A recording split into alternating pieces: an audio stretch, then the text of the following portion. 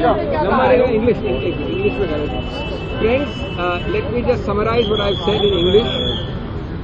As Mr. Venugopal has said, this delegation of all these people standing here with us, we had a detailed representation to the Election Commission.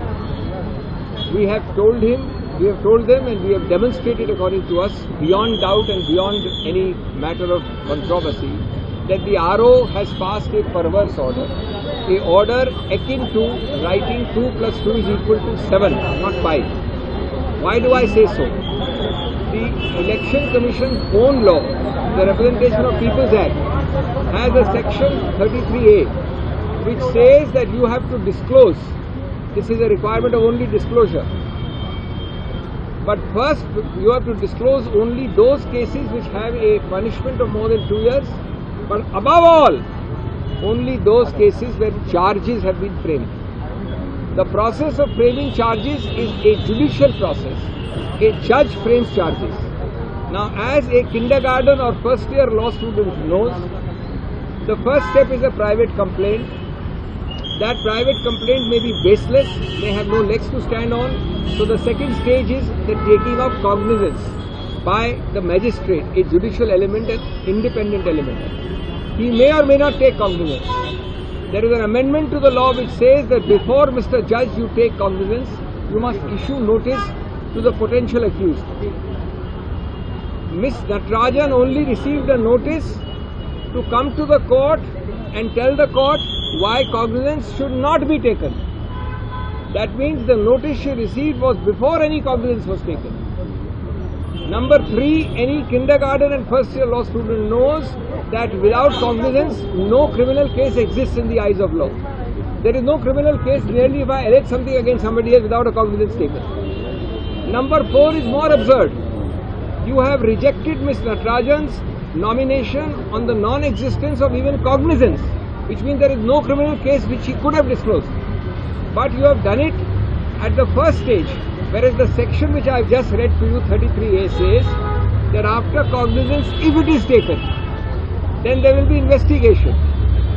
After investigation, there will be charge sheet. That is not enough.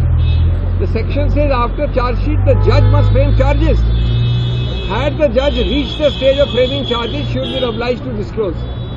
It is a bizarre thing that the RO has rejected it, saying that there is cognizance. The word used is Sangyan in the RO's order. Sangyan means cognizance. There is no cognizance taken. Ultimately, also we pointed out to the Election Commission that they are having a huge reservoir of power under Article 324. It's a constitutional power. It is uncircumscribed power. It is inherent power. It is power to do justice and power to right wrongs. If a RO improperly throws out a nomination paper on the ground that the color of his hair is black or that he is resident of some other state, nobody has to wait to go to court. Nobody has to file an election petition and waste 3, 4, 5, 6 years. The main body which has 324 is sitting here, and that reservoir of powers to do corrective justice must be exercised by them immediately. That is what we have asked. This has been done by them in a Haryana precedent where the RO was wrongly rejecting 2 nominations. This has been done earlier by them in a Gujarat precedent. We have given all those notes and papers to them.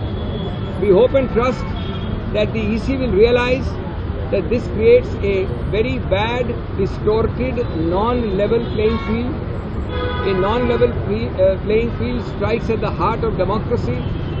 A violation of that strikes further at the heart of the basic structure of the Constitution. And they should, therefore, we have requested them for an immediate decision. We have come on the day of withdrawal. There is sufficient time.